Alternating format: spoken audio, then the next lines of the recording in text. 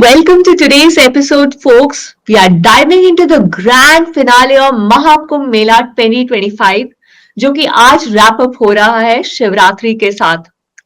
ये एक इवेंट नहीं है, ये एक वर्ल्ड की लार्जेस्ट पीसफुल गैदरिंग है जहां पे 50 करोड़ डेवोटी से ज्यादा लोग एकत्रित हुए त्रिवेणी संगम पे।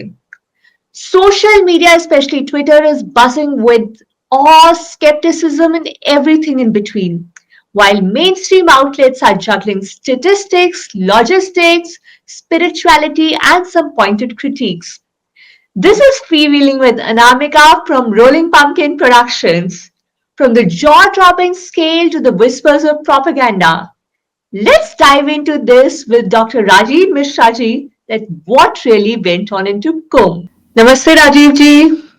नमस्कार। तो आज हम महाकुंभ की बात कर रहे हैं जो आज कल्मिनेट हो रहा है। तो जिस तरह के स्टेटिस्टिक्स आ रहे हैं महाकुंभ के, these are mind boggling figures.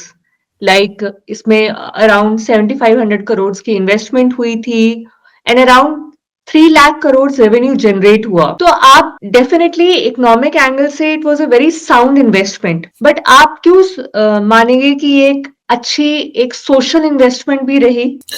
देखें, अगर हम इसके इकोनॉमिक एंगल से देखें कि कितने पैसे का इन्वेस्टमेंट हुआ या संख्या की दृष्टि से देखें कि कितने लोग आए, तो महाकुंभ एक इवेंट जैसा दिखाई देता है। लेकिन यह सिर्फ एक इवेंट से बड़ी चीज है। यह बहुत बड़ा सोशल इन्वेस्टमेंट इसलिए मैं कहूंगा इसे। बाहर से जब आप भारत को देखते हो तो भारत की जो एक छवि बनाई जाती है कि भारत एक डिवाइडेड कंट्री, और मैं यहाँ रहते हुए इस बात को बहुत महसूस करता हूँ। यहाँ का मीडिया हर समय भारत को एक डिवाइडेड कंट्री की तरह से प्रेजेंट करता है। जैसे आप किसी अंग्रेज से बात करेंगे, कभी भी ऐसा नहीं होगा, वो आपसे पूछेगा where are you from, I am from India. उसका हमेशा अगला प्रश्न होगा वेयर फ्रॉम इन इंडिया। तो आप उससे पूछो क्यों पूछ रहे हो भाई, why do you want to know मैं इंडिया में कहां से हूँ, आई मीन नॉर्थ और साउथ और ईस्ट और वेस्ट। तो मुझे दिखता है कि एक सबकॉन्शियस प्रयास है इंडिया को एक नहीं दिखाकर टुकड़ों टुकड़ों में दिखाने का। और एक पॉलिटिकल मुहिम आपको दिखाई देगी कि राहुल गांधी ने बहुत सारे भाषणों में कहा था India is A union of states. कोई स्लिप ऑफ टंग नहीं था, बहुत सोची समझी स्टेटमेंट थी, बहुत सोचा समझा प्रोजेक्शन था कंट्री का कि यह एक देश नहीं है, यह बटा हुआ देश है। या फिर सोशल मीडिया पर अक्सर बहस में उलझता हूं और किसी को इंडिया पर अटैकिंग होना होता है तो वो हमेशा कास्ट सिस्टम की बात लेकर आता है। तो उन्हें पता है कि भारत की कमजोर नस किसको वो भारत की कमजोर नस समझते हैं। आपको याद होगा बराक ओबामा भारत आया था तो उसने एक धमकी दी थी, India can be a super power if India does not break on communal lines, India does not break on caste lines, India does not break on regional lines and etc. etc. As long as India does not break on different lines, India can be a superpower. तो वो धमकी दे रहा था कि तुम super power बनने चले हो, हम तुम्हें टुकड़ों टुकड़ों में तोड़ देंगे। और भारत के बहुत सारे पॉलिटिकल फोर्सेस जो हैं उनकी इस भाषा को रिफ्लेक्ट करते हैं। तो इस दृष्टि से बहुत बड़ा सोशल इन्वेस्टमेंट था कि करोड़ों लोग, 50 करोड़ से अधिक लोग जुटे, लगभग आधा देश जुट गया और इतना एकजुट होकर बिल्कुल कहीं कोई सोशल मतभेद, कोई सोशल डिवीजन, कोई विभाजन कहीं दिखाई नहीं दिया। तो यह जो एकीकृत भारत का जो यह चित्र सामने आया है, इसके लिए जो इन्वेस्टमेंट हुआ है यह बहुत छोटा इन्वेस्टमेंट है और यह बहुत बड़ा रिटर्न। मेरे शायद उनकी फिलॉसफी में ये गेज करना बहुत मुश्किल है कि इतने डाइवर्स लैंग्वेजेस, इतने डाइवर्स रीजन्स, रीति रिवाज के लोग एक साथ मिलके एक नेशन के अंदर रह रहे हैं या उनकी कल्चरल आइडेंटिटी सिमिलर है, राइट? तो was it a kind of a show off strength from India, of its cultural strength? It was a show of a cultural strength, but it was not only a show off cultural strength. हमने कुंभ को किसी और को दिखाने के लिए नहीं organise किया, यह स्वतः स्फूर्त। So it was not just a show of strength, it was also a recognition of strength, a realization of strength. हमारे लिए यह समझने का अवसर था कि हम कल्चरली एक हैं, कितने एक हैं, कितनी गहराई से एक दूसरे से जुड़े हुए हैं और हमारा कल्चर का कौन सा तत्व हमें सबसे गहराई से एक दूसरे से जोड़। यह मेरी दृष्टि में इस कुंभ का कुंभ के सबसे बड़े टेकअवेज में से एक। हमें यह समझने की जरूरत, दिखाने की जरूरत नहीं, समझने की जरूरत कि हम सचमुच एक हैं। और हम कब एक हैं? जब हम अपनी कल्चरल आइडेंटिटी को पहचानते हैं और जब हम अपनी हिंदू कल्चरल आइडेंटिटी को प्रेजेंट करते हैं। आप जिस भी कॉन्टेक्स्ट से हिंदू कल्चरल आइडेंटिटी को हटा दें और एक सेक्युलर आइडेंटिटी प्रोजेक्ट करने की कोशिश करें, वहां पर सारे विभाजन निकलकर सामने आ जाए। रिलीजन के, लैंग्वेज के सारे विभाजन निकलकर सामने आने लगते हैं। लेकिन जब तक हम अपनी संस्कृति की इस आइडेंटिटी को रिकॉग्नाइज करते हैं और इसको सब्सक्राइब करते हैं, हम न सिर्फ एक दिखते हैं, हम एक होते हैं। और जिस तरह से हमने देखा कि इस बार जो कुंभ में जो पार्टिसिपेशन थी, वो एक तो range of socio economic strata की थी, from elitist people they were trying to visit Kumbh, and range of age groups की भी थी जिसमें यूथ भी इन्वॉल्व है। तो आपके ख्याल से मतलब बाकी जो मूवमेंट्स होती है जहां इस तरह की गैदरिंग होती है, या हिस्ट्री में भी इस तरह की गैदरिंग्स हुई होंगी, उससे ये गैदरिंग किस तरह से अलग है? जी, बल्कि मैं तो कहूंगा मुझे यूथ बहुत बड़ी संख्या में दिखाई दिए और अपने आसपास, अपने जान पहचान में, अपने परिवार वगैरह में मैंने जहां भी देखा तो जो बूढ़े बुजुर्ग थे वे एक तरह से किनारा कर गए। उन्होंने अपने जीवन में बहुत कुंभ देखे हैं। उन्हें जाना होता तो गए होते या जा चुके हों। उनके जीवन काल में कई कुंभ आए और गए, लेकिन एक बहुत बड़ी आबादी ऐसी थी जिसके जीवन काल में जो होश संभालने के बाद यह पहला कुंभ था। और ऐसी बहुत बड़ी आबादी वहां पहुंची है। तो this new crowd is going to stay, यह रहने वाला है। यह उसके जीवन के एक्सपीरियंस का सबसे लास्टिंग एक्सपीरियंस में से एक है। एंड वन थिंग कि कुंभ में जाके इट वाज लाइक कि मतलब I went to Kumbh and in my family only I went to Kumbh. So everybody was feel pride in this कि मैं उनकी रिप्रेजेंटेटिव थी जो कुंभ में गई। तो it was I was given a star treatment in my family कि ये कुंभ में जाके आई, अपने पाप धो के आई। पाप धोने वाली बात पर मैं किनारा कर लूंगा। पाप धोने की जगह नहीं है, मेरे दृष्टि में पुण्य करने की जगह है। और आप इतने बड़े महासमुद्र का भाग बने, मानव महासमुद्र का भाग बने, और हर कोई, आप बड़े से बड़ा आदमी, प्रधानमंत्री, राष्ट्रपति से लेकर बड़े बड़े स्टार से लेकर मामूली आदमी, जो कोई भी गया, वह एक का जाना दूसरे पर भारी नहीं था। ऐसा नहीं है कि अमिताभ बच्चन वहां पहुंचे या सचिन तेंदुलकर वहां पहुंच जाए या कोहली वहां पहुंच जाए, पता नहीं कौन कौन गए, मुझे नहीं पता। तो बहुत सारे बड़े बड़े स्टार के, बहुत सारे लोगों की मैंने तस्वीरें देखी। तो ऐसा नहीं है कि उनका वहां जाने से कुंभ की शोभा बढ़ी, उनका कद बढ़ा, उनकी समाज में स्वीकार्यता बढ़ी। तो यह एक बहुत बड़ी बात है। दूसरी बात जो आपने कही, युवा वर्ग गया, युवा वर्ग के जीवन का सबसे बड़े अनुभवों में से एक होगा और बहुत कम उम्र में हुआ अनुभव है। तो जो वर्ग वहां पहुंचा है वह,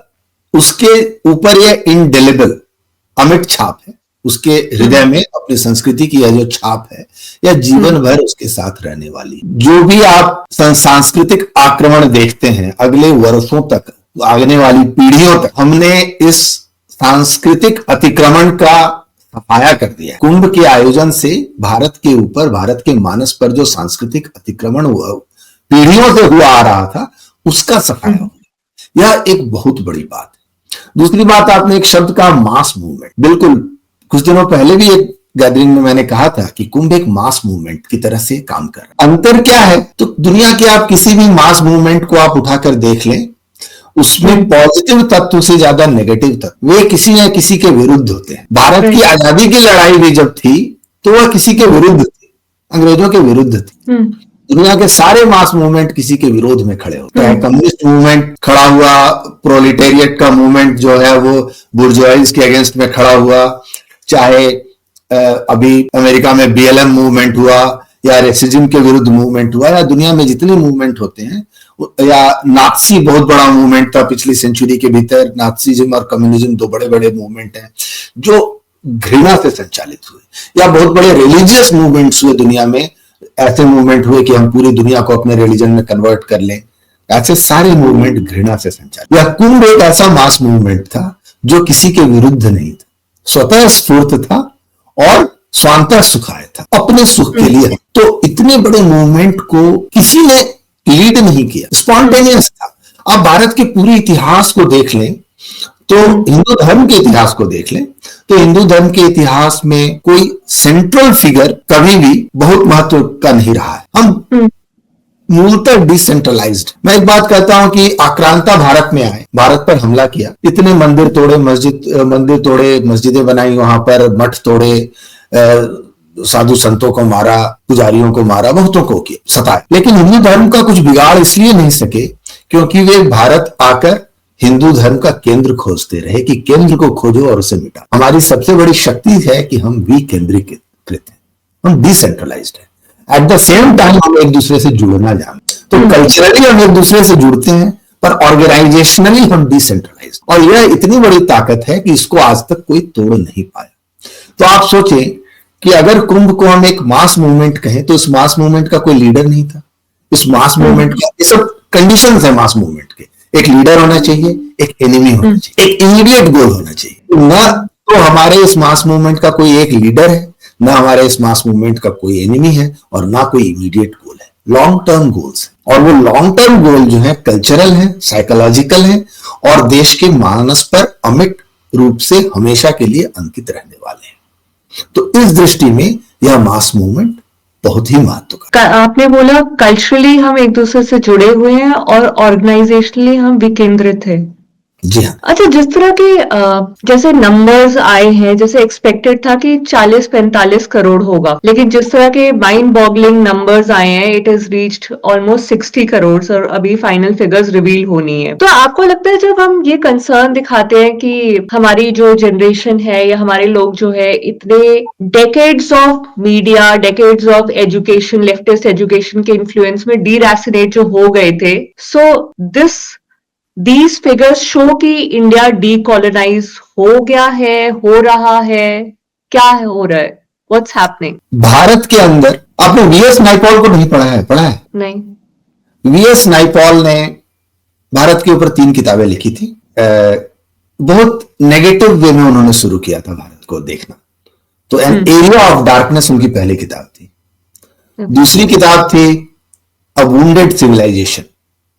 तो पहले उन्होंने इंडिया को एरिया ऑफ डार्कनेस कहा, फिर उन्होंने उसके कारण खोजे कि क्या कारण है कि भारत इतना क्षत विक्षत है। तो उन्होंने भारत की हिस्ट्री में जाकर अधिक, जब आप पढ़ेंगे एरिया ऑफ डार्कनेस में भारत के लिए बहुत क्रिटिकल रहे हैं। अच्छा। और वुंडेड सिविलाइजेशन में भारत के पास्ट को एनालाइज करते हुए, भारत के अतीत को एनालाइज करते हुए उन्होंने बहुत सिंपैथी दिखाई है, बहुत ही महसूस किया है कि क्यों हम इतने क्षत विक्षत रहे हैं, हमारी हिस्ट्री कितनी पेनफुल रही है। तो उन्होंने इंडिया को एक वुंडेड सिविलाइजेशन कहा है। लेकिन जो उनकी तीसरी किताब है अ मिलियन म्यूटिनीज नाउ, तो 1980s के दशक के अंत में 89-90 के आसपास वो भारत आए थे, लेट 80s में, 89 के आसपास, और उस समय की वह किताब है। और उसमें उन्होंने प्रेडिक्ट किया था कि भारत जो है ऐसे उथल पुथल से गुजर रहा है जहां यह जाग कर खड़ा होने वाला है और पूरी दुनिया भारत को नोटिस करेगी, पूरी दुनिया की आंख खुलेगी, India will burst upon the horizon of the world. उन्होंने यह प्रेडिक्ट किया था। और जब बाबरी मस्जिद गिरी थी तब उन्होंने कहा था कि यह राष्ट्र के पुनर्जागरण का काल है, राष्ट्र की आत्मा जागृत हो रही है। तो हम इस प्रोसेस से गुजर रहे हैं, देखने की जरूरत है। और इसलिए मैं डीकोलोनाइजेशन की बात नहीं करूंगा। सिर्फ जब हम डीकोलोनाइजेशन कहते हैं तो हम एक बहुत छोटे टाइम पीरियड को लेते हैं, एक्चुअली जब हम कॉलोनी थे। लेकिन भारत का इतिहास में लंबा और पेनफुल रहा है और हम उस पेन से बाहर निकल रहे हैं। तो it is the time when India is reclaiming itself, not in reaction to others. सबसे बड़ी बात है, not in reaction to others, not in reaction to colonising powers, not in retaliation to anything, but self realisation के process से, अपने आप को पहचानते हुए, जागते हुए। सबसे ब्यूटीफुल बात है कि ये 60 करोड़ 50 करोड़ लोग वहां जुटे हैं, पता नहीं कितने लोग जुटे हैं। संख्या तो भारत में, संख्या तो आप कितनी भी जुटाते हैं वह इंप्रेसिव ही लगती है, क्योंकि भारत में लोग इतने हैं, राइट। लेकिन इतने लोग दुनिया के किसी भी कोने में अगर जुटते तो जो भाव होता वह कैसा होता, वह हिंसा का भाव। आप इतने लोगों को जुटाएं और वहां प्रेम का भाव हो, लोग एक दूसरे की मदद करते हुए चल रहे हैं, लोग एक दूसरे से जुड़ रहे हैं, और एक कल्चरल रिजुविनेशन का जो पीरियड है without any malice towards anyone, किसी के प्रति कोई दुर्भावना नहीं व्यक्त की गई। यह बहुत ही महत्व की बात है। इसलिए मैं कहूंगा it is beyond decolonisation, it is यह अपने आप को खोजने की प्रोसेस है। सिर्फ डीकोलोनाइजेशन कहना एक छोटा शब्द होगा। दूसरी बात मैं कहूंगा एक टेम्पटेशन हो सकता है, इतना जो एनर्जी जमा हुआ है, it is like huge storage of a potential energy. आप kinetic energy and potential energy की बात करते हैं फिजिक्स में, तो this shows a massive potential energy, potential cultural energy in India. लेकिन बहुत बड़ा टेम्पटेशन हो सकता है to turn it into kinetic energy and use it for immediate goals. हमारी लीडरशिप ने, हमारी सोशल लीडरशिप ने उसका प्रयास नहीं किया, इस पोटेंशियल को बचा कर रखा, क्योंकि बहुत आसान है इतने करोड़ों लोगों की भावनाओं को उभार के और किसी एक तरफ ले चलना, लेकिन वह काम हमारे लीडरशिप ने नहीं। इसका पॉलिटिकल लाभ उठाने की या इसको पॉलिटिकल रूप देने का कोई प्रयास कम से कम हमारी सोशल लीडरशिप की तरफ से नहीं किया गया। हमें हमारे डिट्रैक्टर्स की ओर से, हमारे विरोधियों की ओर से, हमारे शत्रुओं की ओर से प्रयास किया गया कि इसको एक पर्टिकुलर डायरेक्शन दिया जाए, लेकिन हमारी सोशल लीडरशिप की ओर से ऐसा कोई प्रयास नहीं किया गया।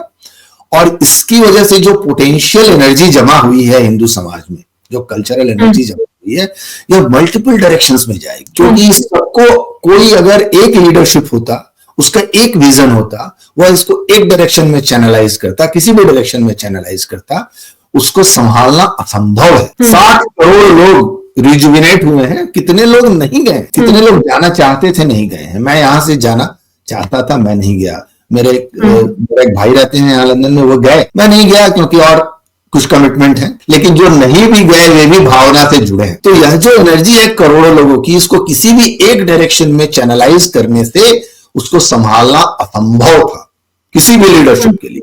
हमारी लीडरशिप ने जो सबसे बड़ा काम किया है, इसको एक पोटेंशियल कल्चरल एनर्जी में कन्वर्ट करके छोड़ दिया है, और यहां से यह हजारों धाराओं में फूटेगा। यह देश के हर दिशा में, जिस दिशा में भी देश बढ़ रहा है, जिस दिशा में भी देश का जो कोई भी वर्ग जिस तरफ भी काम कर रहा है, यह एनर्जी हर दिशा में चैनलाइज होगी। और यह फायदा है डिसेंट्रलाइज्ड लीडरशिप। जब हम रिलीजन और अपने धर्म की हिस्ट्री को देखते हैं, तब हम इस्लाम और क्रिश्चियनिटी की इसी चीज को कि वो ऑर्गेनाइजेशनली यूनाइटेड है, उनका organisationally one power of control है, तब हम उनकी इसी चीज को तारीफ करते हैं और अपनी, हम बोलते हैं कि ये हमारी वीकनेस है, इसीलिए हम श्रिंक होते जा रहे हैं और वो एक्सपैंड करते जा रहे हैं।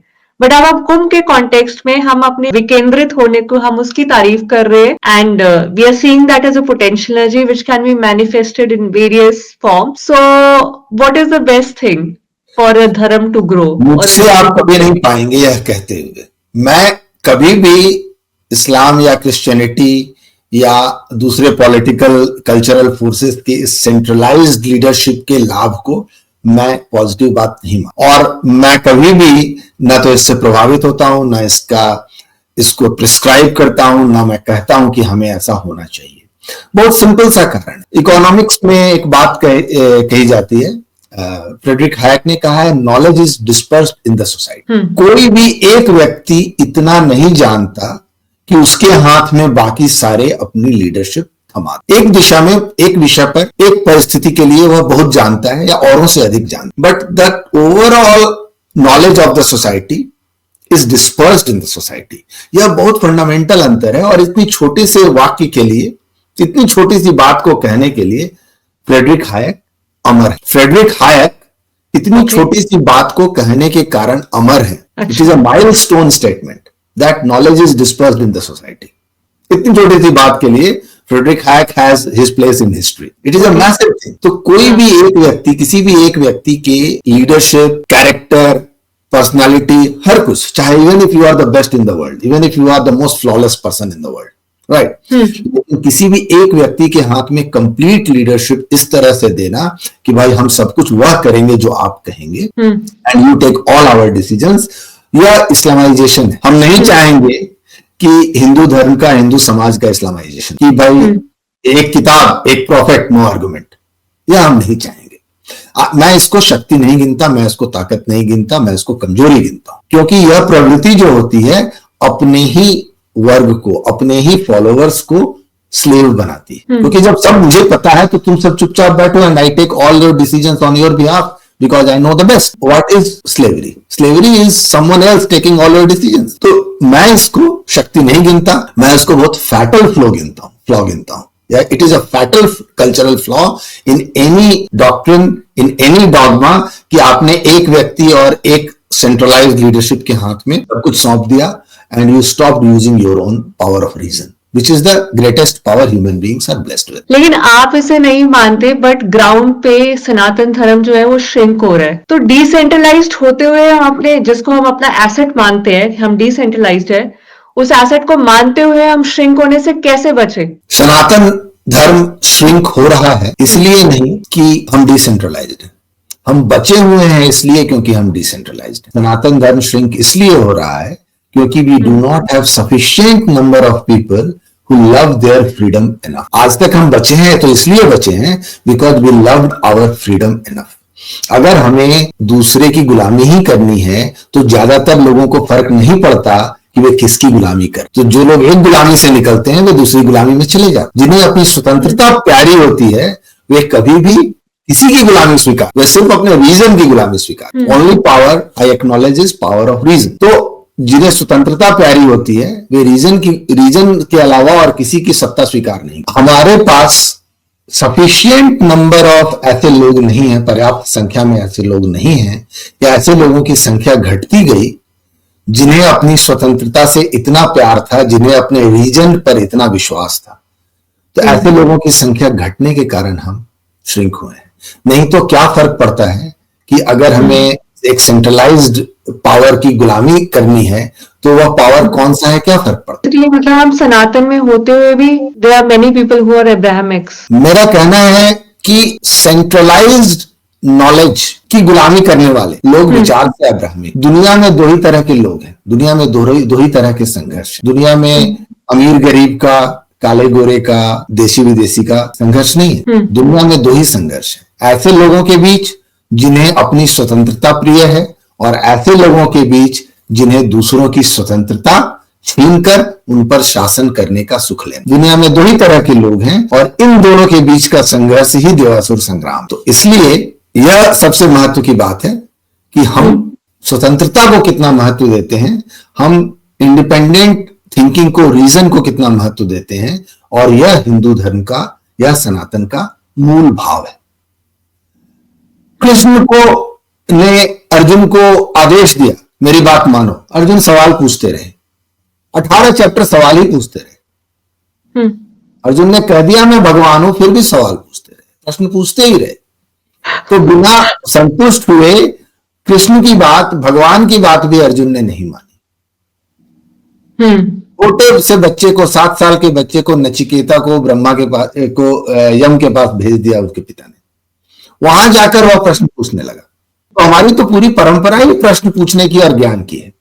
तो हम एक सेंट्रलाइज्ड नॉलेज को, कि मैं कह रहा हूं तुम मानो, इस ऑथोरिटी की एपिस्टेमोलॉजी को स्वीकार करना हमारी मूल भावना के विरुद्ध है। अच्छा, फाइनली यदि मैं कुंभ की जिस तरह से ऑर्गेनाइज किया गया और जिस तरह से काफी सारा क्रिटिसिज्म भी आया, जैसे काफी लोगों ने कमेंट किया that it was a baptism by bacteria, and unfortunate incidents भी हुए जहां पे स्टैम्पीड हुई, काफी लोगों की जान गई। सो आप कुंभ की लेगेसी को किस तरह से देखेंगे कि जो यात्री गए, जो श्रद्धालु गए, वो अपने रिस्क पे गए, या it is a some kind of wake up call कि हमारी प्रिपरेशन जो है और बेटर होनी चाहिए? इसमें तो कोई शंका ही नहीं है, कोई भी प्रिपरेशन और बेटर हो ही सकता है। जहां 50-60 करोड़ लोग जुट रहे हों, वहां के प्रिपरेशन में खोट निकालना भी उतना ही आसान है। दुर्भाग्य से दुर्घटना हुई है, भगदड़ मची है, और इस पर मैं हमेशा कहता हूं कि हम भीड़ लगाना हमारा राष्ट्रीय चरित्र है। हम तो छोटी सी बस में लोगों को चढ़ना है जहां सबकी सीट रखी हो, फिर भी लोग धक्का मारते हुए चढ़ते हैं। तो यह तो मूलतः यह समस्या तो है हमारे साथ, यह कोई नई समस्या है नहीं। किंतु उसके अलावा ऑर्गेनाइजेशन, इस दृष्टि से मैं कहूंगा कि हमें बहुत कुछ सीखने की आवश्यकता है, और हमें एक समाज के रूप में प्रत्येक व्यक्ति को एक दूसरे के साथ कैसे व्यवहार करना है यह सीखने की आवश्यकता है। दूसरी बात मैं कहता हूं कि हिंदू कहीं भी जाते हैं, बहुत बार अक्सर यह भाव नहीं आ पाता है कि बगल में जो खड़ा है वह मेरा भाई है, वह इज अ ब्रदर हिंदू, यह भाव नहीं आता। मंदिर में मैंने देखा है लोग एक दूसरे को धक्का मार के आगे जाते हैं, यह नहीं समझ में आता है कि जो साथ वाला आदमी है उसी भगवान की पूजा करने आया है जिसकी तुम करने आए हो। So this is a time to bond together, यह भाव नहीं आता। तो यह एक समस्या है और भगदड़ जो है इसी का परिणाम है। यह एक सोशल डिसिप्लिन की कमी है। As far as organisational efficiency is concern, तो दो राय ही नहीं है कि जहां 60 करोड़ लोगों को जुटना है वहां आप जितनी भी व्यवस्था कीजिए और व्यवस्था करने की गुंजाइश हमेशा रहेगी। किंतु जितनी व्यवस्था की गई है, जो लोग गए और आए, आप तो गए मैं तो गया नहीं, आप बताओ कि आपकी दृष्टि में व्यवस्था को आप क्या कहोगे? व्यवस्था का यथाशक्ति व्यवस्था की गई थी या नहीं की गई थी? मेरा पर्सनल एक्सपीरियंस तो अच्छा ही रहा। तो कह सकता है कि मैं होता तो मैं इससे बेहतर व्यवस्था कर देता। अब वो यही है कि जहां पे इतना स्केल ऑफ लोग आएंगे, मैग्नीट्यूड में लोग आएंगे, कुछ ऊपर नीचे तो होगा ही, but at the same time हम अपनी लाइफ को चीप भी नहीं कर सकते कि 30 लोग मरे तो life has a value. Of course. हाँ। तो इसलिए मैंने कहा कि यह एक बहुत बचपन से स्कूलों से कल्चरल वैल्यू देने की आवश्यकता है। पटना में एक स्कूल था, उसके घर के उसके ठीक सामने में हमारा घर था, हम रहते थे। बहुत बड़ा स्कूल है, Pataliputra, sir G D Pataliputra school. पता नहीं कितने बच्चे थे, हजारों में बच्चे थे। वहां घंटी नहीं बजती थी, क्योंकि अगर छुट्टी की घंटी बजा दी जाती और सारे बच्चे एक साथ दौड़ पड़ते तो भगदड़ मच जाती। ऐसा हुआ है कि भगदड़ मच गई है, बच्चे घायल हुए हैं, तो इसलिए वहां घंटी नहीं बजती थी। तो हर क्लास को एक एक करके छोड़ा जाता था, एक एक करके निकलो। बहुत बड़ा स्कूल था और जब बच्चे खेलते थे तो फैक्ट्री की तरह आवाज। जैसे इस तरह से कुंभ हुआ, वी कैन से कि एक तरह से सोशल मीडिया पे, मेन स्ट्रीम मीडिया पे, it was a kind of digital Mela only, जहां पे देयर इज अ क्रिटिसिज्म कि बीजेपी जो है नंबर्स इन्फ्लेट करके बता रही है टू फ्लेक्स इट्स मसल, और ऑपोजिशन से क्रिटिसिज्म है कि हाइजीन नहीं थी, ऑर्गेनाइजेशन अच्छी नहीं थी, इस तरह का है। एंड आई हैव सीन कि काफी सारे इन्फ्लुएंसर्स भी उसमें make hay while the sun is shining. तो जब हम इन्फ्लुएंसर्स को देखते हैं वो स्पिरिचुअल इवेंट्स में आ रहे हैं और अनशन कुछ भी कर रहे हैं, सो आपको क्या लगता है ये एक सेलिब्रेशन है इवेंट की, या इससे इवेंट चीप होता है क्योंकि जिस नेचर का ये इवेंट है? योगी जी ने बहुत अच्छी एक बात कही है कि कुंभ में जिसने जो खोजा उसे वह मिला। तो गिद्ध थे, उन्हें लाशें मिली। जो सुअर की तरह जिन्हें गंदगी में लौटना है उन्हें गंदगी मिली, और जो भक्त हैं, जो श्रद्धालु हैं, उन्हें मन की शांति मिली। मैं इसको इस तरह से देख रहा हूं कि भक्ति और श्रद्धा, स्पिरिचुअलिटी के बियॉन्ड हमें क्या मिला, क्योंकि मैं मूलतः सोशल कमेंटेटर हूं, तो मैं देख रहा हूं सोशली हमें क्या मिला। तो सोशली हमें एक कोहेजन मिला, सोशली हमें एक यूनिटी मिली, एक कॉमन पर्पस मिला। तो जिसको इस कुंभ से जो देखना है, जिसको इससे जो निकालना है, वह देख रहा है। तो योगी जी ने तो इसको बहुत अच्छे से फाइनलाइज कर दिया है, वो समराइज कर दिया है हम सबके लिए। I would like to play this clip. एक second, I just wanted to sum up this show with this. किसी ने सच कहा कि महाकुंभ में जिसने जो तलाशा उसको वह मिला। गिद्धों को केवल घास मिली, सुअरों को गंदगी मिली, संवेदनशील लोगों को रिश्तों की खूबसूरत तस्वीर मिली, आस्थावानों को पुण्य मिला, सज्जनों को सज्जनता मिली, गरीबों को रोजगार मिला, अमीरों को धंधा मिला, श्रद्धालुओं को साफ सुथरी व्यवस्था मिली, पर्यटकों को अव्यवस्था मिली, सद्भावना वाले लोगों को जाति रहित व्यवस्था मिली, भक्तों को भगवान मिले। मतलब सबने अपने स्वभाव और चरित्र के अनुसार चीजों को देखा है। एक ही घाट पर सभी जाति वर्ग के तीर्थयात्री स्नानार्थी बिना किसी भेदभाव के नहाते रहे। सनातन की सुंदरता आखिर समाजवादी और वामपंथियों को कैसे नजर आएगी, लेकिन इनके द्वारा लगातार किए जाने वाले प्रश्न इनकी नियत को ही संदेह के दायरे में हाँ जी, तो बिल्कुल योगी जी ने इनके इसी स्टेटमेंट को मैं कोट कर रहा था कि भाई कुंभ में जिसको जो चाहिए था उसको वो मिला। और मैं सोशल कमेंटेटर हूं, तो मुझे यह दिखाई दिया कि यह एक राष्ट्रीय सांस्कृतिक पुनर्जागरण का अवसर था और राष्ट्र ने इस अवसर का भरपूर लाभ उठाया। एंड किसी ने ये बोला था कि इस सेंचुरी की सबसे अच्छी जो मार्केटिंग लाइन है वो ये है कि 144 इयर्स के बाद है और इसके बाद आपकी 4th, 5th, 6th जनरेशन देखेंगी।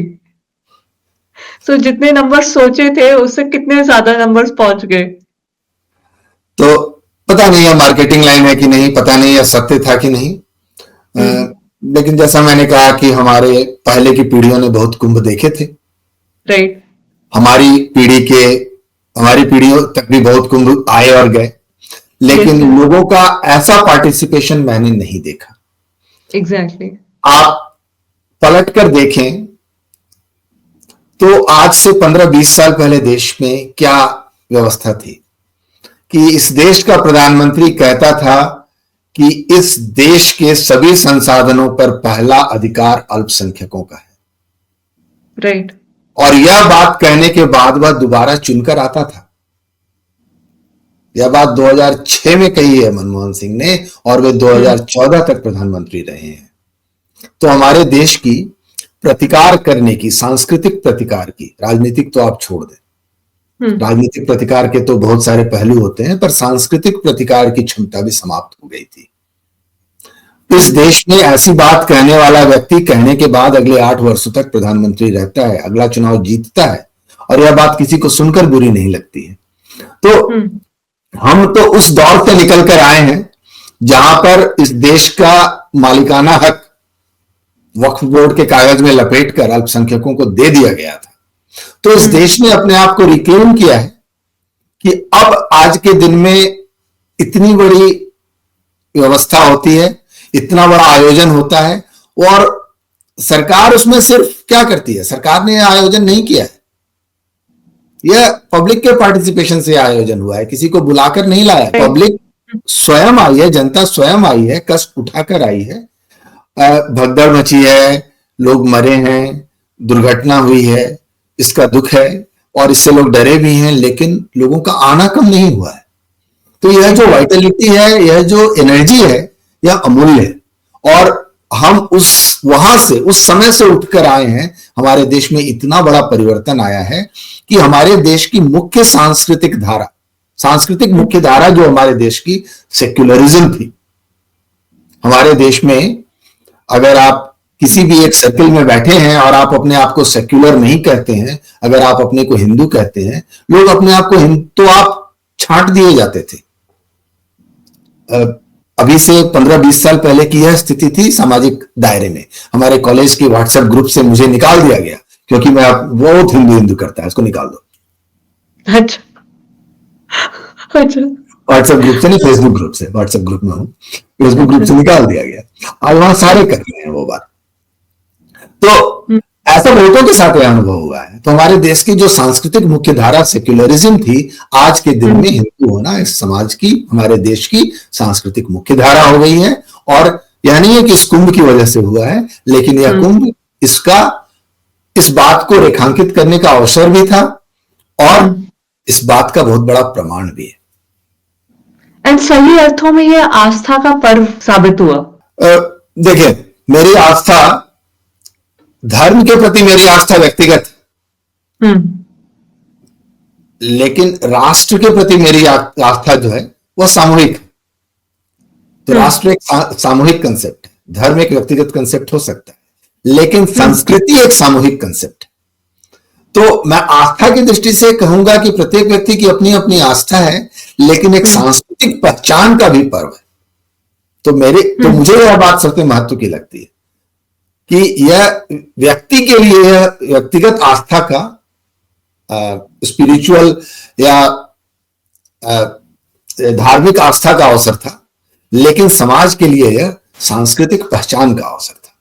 और यहां पर मैं कह रहा हूं कि व्यक्ति को जो मिला सो मिला, पूरे समाज को क्या मिला? तो पूरे समाज को यह सांस्कृतिक मेन स्ट्रीम मिला, और हिंदू धर्म जो है वह समाज का सांस्कृतिक मेन स्ट्रीम बनकर सामने आया। यह मेरी दृष्टि में इस कुंभ की सबसे बड़ी उपलब्धि थी। ठीक है, इसी के साथ राजीव जी, थैंक यू सो मच आने के लिए, एंड बहुत मजा आया। Actually it was very in depth discussion. Thank you. नमस्कार। Yes, so this is the wrap on this grand finale of Mahakumbh. And I had the privilege to go to Mahakumbh and take the holy dip Triveni Sangam में, and for sure ये मेरी life का one of the events था जहां पे I really felt one with the divinity. The very fact कि इतने सारे सी ऑफ ह्यूमैनिटी वहां पे आया है, and we are celebrating the same thing, we are connected. हम यहाँ वहां से दुनिया, मतलब इंडिया के किस किस कोने से आए हैं फॉर द सेम थिंग और सेम इंस्पिरेशन से।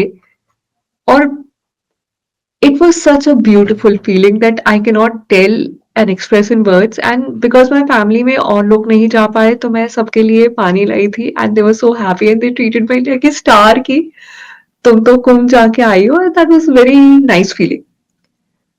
डॉक्टर राजीव मिश्रा जी ने एक बात कही जो मुझे बहुत ही स्ट्राइक की, कि जब हम अपने धर्म को इब्राहिमिक फेथ से कंपेयर करते हैं, so we often cite this as a reason कि उनकी ये स्ट्रेंथ है सेंट्रलाइजेशन और हमारी ये वीकनेस है डिसेंट्रलाइज होना। बट जैसे ये कहा कि हम बचे ही इसलिए हैं बिकॉज हम विकेंद्रित हैं, एंड कुंभ ने इस चीज को बहुत आपके सामने रख दिया कि एक फेस्टिवल में इतने 50-60 करोड़ लोग अपनी इच्छा से शामिल होते हैं। That is such a beautiful and deep thing. Yeah. So, thank you so much for all the followers जो अभी मेरे साथ जुड़े हैं, and I think we are here for a long haul for our journey to 1 million someday, and I think sure soon enough. So, please stay vested in it. Please subscribe, like, and I'll bring you amazing content as I embark on this journey. Thank you so much. Bye.